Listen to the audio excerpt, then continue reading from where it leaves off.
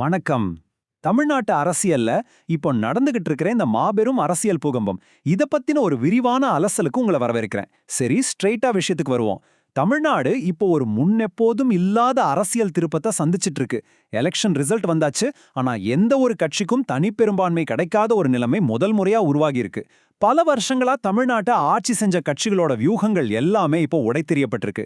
இந்த சுவாரஸ்யமான களத்துல எங்கள் என்ன சொல்லுது, கூட்டணிகள் எப்படி மாறுது, திரைக்கு பின்னால் என்ன நடக்குது, இது எல்லாத்தையும் எந்தவித சார்பும் இல்லாம கிடைச்ச தரவுகளை வச்சு நாம இப்போ பார்க்க போறோம். இப்போ இந்த பின்னணியில இருக்கிற ஒரு மிக சுவாரஸ்யமான விஷயம் என்ன தெரியுமா? தளபதி விஜயோட the greatest of all time, அதாவது கோட் படத்துல ஒரு சின்ன காட்சி தான். TN07CM2026 படத்துல விஜய் ஓட்டிட்டு போற காரோட நம்பர் பிளேட் இது. படம் ரிலீஸ் ஆனப்போ இது வெறும் ஒரு சினிமா குறியீடு, இல்லனா ஃபேன்ஸை குஷிப்படுத்த வச்ச ஒரு சீன் அப்படின்னு தான் எல்லாரும் நினைச்சாங்க. ஆனா இன்னைக்கு நிலைமையே வேற. அந்த சினிமா தீர்க்க தரிசனம் இப்போ நிஜமாவே நம்ம கண் முன்னாடி அரங்கேறிக்கிட்டு இருக்கு. இந்த நம்பர் பிளேட் இப்போ வைரல் ஆகிறதுக்கு காரணம் விஜய் உண்மையிலேயே தமிழ்நாடோட அடுத்த முதலமைச்சரா பதவியேற்கிற விளிம்புல நிக்கிறார் அப்படிங்கிறது தான். ஒரு சினிமா சீன் எப்படி ரியல் பாலிடிக்ஸோட மையமா மாறி இருக்கு பாருங்க. நிஜமாவே நம்ப முடியாத ஒரு ஆச்சரியம் தானே அது. சரி, அந்த ஆச்சரியத்தோட புள்ளி விவரங்களை இப்போ பார்ப்போம். இந்த சார்ட்டை பாருங்க.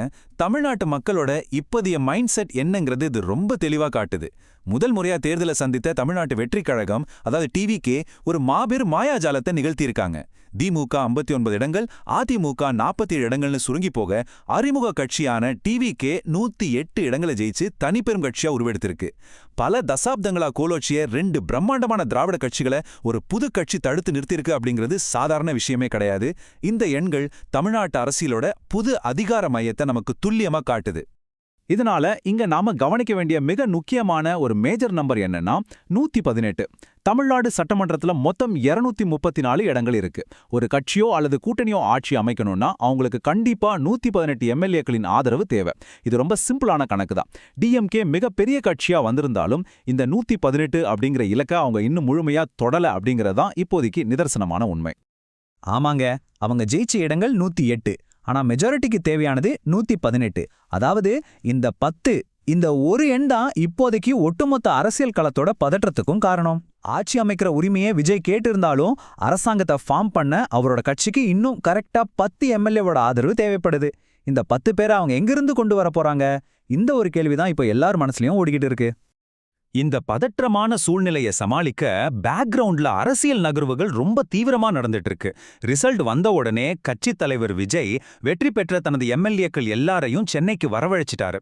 எந்த விதமான குதிரை பேரமும் நடந்துடக்கூடாது, வெளியிலேருந்து எம்எல்ஏக்கள் மேல எந்த பிரஷரும் வந்துடக்கூடாது அப்படிங்கிறதுக்காக அவங்க எல்லாரையும் மாமல்லபுரத்தில் இருக்கிற ஒரு ரிசார்ட்டுக்கு ரொம்ப பாதுகாப்பா மாத்திருக்காங்க. இதற்கிடையில் மிகப்பெரிய கட்சி அப்படிங்கிற அடிப்படையில ஆட்சி அமைக்க தங்களுக்கு வாய்ப்பு கொடுக்கணும்னு டிவிகே சார்பா ஆளுநருக்கு அதிகாரப்பூர்வமா லெட்டரும் கொடுத்திருக்காங்க. எல்லாமே பிளான் பண்ணபடி நடந்தா மே 7ஆம் தேதி விஜய் முதலமைச்சரா பதவியேற்க வாய்ப்பு இருக்குன்னு செய்திகள் சொல்லுது.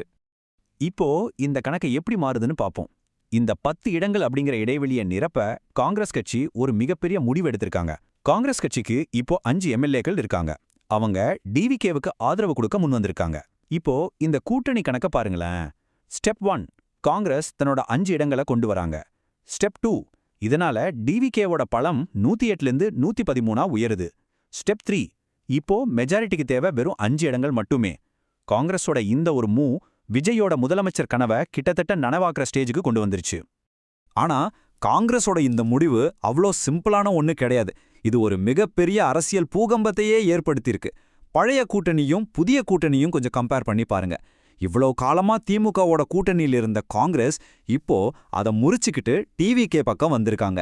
விஜயோட காங்கிரஸ் கைகோர்த்து இருக்கிறது திமுகவுக்கு ஒரு மிகப்பெரிய பின்னடைவா பார்க்கப்படுது. காங்கிரஸ் இப்படி நிலைப்பாட்டை மாத்திக்கிட்டதுக்கு திமுக தங்களோட கடும் அதிருப்தியை வெளிப்படுத்தியிருக்காங்க. இதை ஒரு முதுகில் குத்துற செயல் அப்படின்னு விமர்சிச்சிருக்காங்க. வரும் நாட்கள்ல இந்த அரசியல் மோதல் இன்னும் அதிகமாகும் அப்படிங்கறதுல எந்த சந்தேகமும் இல்ல. சரி, இப்ப விஷயத்துக்கு வருவோம். மெஜாரிட்டிக்கு தேவையான அந்த மீதமுள்ள 5 இடங்களை யார் கொடுக்க போறான்? இங்க தான் சின்ன கட்சிகள் கிங் மேக்கர் ரோலுக்கு வராங்க. இந்த பட்டியலை கொஞ்சம் உற்று நோக்குங்க. விசிகி கிட்ட 2 இடங்கள், இந்திய கம்யூனிஸ்ட் 2, மார்க்சிஸ்ட் கம்யூனிஸ்ட் 2, முஸ்லிம் லீக் 2, அப்புறம் தேமுதிக கிட்ட 1 இடம்னு இந்த எண்கள் எல்லாம் சிதறி கிடக்கு. இவங்கள ஒரு சில கட்சிகள் ஒன்னோ சேர்ந்து ஆதரவு கொடுத்தாலே டிவிக்கே ரொம்ப ஈஸியா அந்த 118 தாண்டிடும். ஆனா இதுல இருக்கிற பெரிய சிக்கல் என்னன்னா, இந்த கட்சிகள்ல பெரும்பாலானவங்க இதுக்கு முன்னாடி திமுக கூட்டணியில இருந்தவங்க. அதனால இப்போ அவங்க யார் பக்கம் போக போறாங்கங்கிறது சஸ்பென்ஸா தான் இருக்கு. இவங்க எடுக்க போற முடிவு தான் அடுத்த அரசாங்கத்தை தீர்மானிக்க போகுது. இப்போ மறுபடியும் காங்கிரஸோட ஆதரவுக்கே வருவோம். இது ஏதோ ஒரு பிளாங்க் செக், எந்த நிபந்தனையும் இல்லாத சப்போர்ட் நினைச்சிட வேண்டாம். காங்கிரஸ் ஒரு அதிகாரப்பூர்வ கடிதத்தை ரிலீஸ் பண்ணிருக்காங்க. அதுல பல கடுமையான நிபந்தனைகளோட தான் டிஎம்கேவுக்கு ஆதரவு தரதா சொல்லியிருக்காங்க. அந்த முக்கிய நிபந்தனைகளை கவனிங்க. கூட்டணியில எந்த விதமான வகுப்புவாத பதற்றத்துக்கும் இடம் இருக்கக்கூடாது. அரசாங்கம் அரசியலமைப்பு சட்டத்தின் கொள்கைகள் படி நடக்கணும். மக்களின் தீர்ப்பை மதிக்கணும். அப்புறம் ஒத்த சித்தாந்தத்தோட செயல்படணும். அது மட்டும் இல்லாம இந்த ஆதரவுக்கு பதிலா காங்கிரஸ் 2 அமைச்சர் பதவிகளையும் கேட்டிருக்காங்கன்னு தகவல் வந்திருக்கு. அதனால இது ஒரு ஸ்ட்ராங்கான அரசியல் பேரமா தான் நடந்துகிட்டு இருக்கு. ஒருவேளை அந்த சின்ன கட்சிகளோட ஆதரவு கிடைக்கலனா டிவிகேவோட பிளான் பி என்ன? அதுக்கான ஒரு மாற்று வழியும் இப்போ உருவாகிட்டு வர்றதா செய்திகள் சொல்லுது. அதிமுக தரப்புல இருந்து ஒரு மிகப்பெரிய ட்விஸ்ட் கிடைக்க வாய்ப்பு இருக்கு. எடப்பாடி பழனிசாமி தலைமையிலான அதிமுக விஜய்க்கு ஆதரவு கொடுக்க தயாரா இல்லனாலும் அதிமுகல இருக்கிற சுமார் 30 எம்எல்ஏக்கள் கடும் அதிருப்தியில் இருக்கிறதாவும் அவங்க கட்சி தலைமைக்கு எதிராக கிளர்ச்சி செஞ்சு டிவிகே அரசாங்கத்துக்கு வெளியில இருந்து ஆதரவு கொடுக்க தயாரா இருக்கிறதாவும் தகவல்கள் வெளியாகியிருக்கு. இது மட்டும் உண்மையா இருந்தா சின்ன கட்சிகளோட தயவே இல்லாம விஜய் ரொம்ப சுலபமா தன்னோட பெரும்பான்மையை நிரூபிச்சிடுவார். ஆக ஒட்டுமொத்த படமும் இப்ப நமக்கு ரொம்ப தெளிவா தெரியுது. டிவிகே மிகப்பெரிய கட்சி, ஆனா பெரும்பான்மைக்கு இன்னும் ஒரு சில அடிகள் எடுத்து வைக்க வேண்டியிருக்கு. இந்த அரசியல் சதுரங்கத்துல விஜய் ஜெயிச்சா அது தமிழ்நாட்டுல ஒரு புது சரித்திரத்தோட தொடக்கமா இருக்கும். ஆனா இது வெறும் ஆட்சி அமைக்கிறதோட முடிஞ்சு போற விஷயம் கிடையாது. காங்கிரஸ் கொடுத்த கடிதத்துல இது ஒரு நீண்ட கால அரசியல் கூட்டணிக்கான அறிகுறி அப்படிங்கறத ரொம்ப தெளிவா சொல்லியிருக்காங்க. அதனால நான் உங்ககிட்ட விட்டுட்டு போற கேள்வி இதுதான். இந்த புதிய நீண்ட கால கூட்டணி அடுத்து வரப்போற மக்களவை, மாநிலங்களவை மற்றும் உள்ளாட்சி தேர்தல்கள்ல தமிழ்நாட்டோட அரசியல் எதிர்காலத்தை எப்படி மாற்றி அமைக்க போகுது? பல தசாப்தங்களா இருந்து வந்த திராவிட அரசியலோட ஆதிக்கம் இதோட முடிவுக்கு வருதா? தொடர்ந்து சிந்திப்போம். இந்த விரிவான அலசல் உங்களுக்கு ரொம்ப பயனுள்ளதா இருந்திருக்கும் நம்புறேன். மறுபடியும் சந்திப்போம்.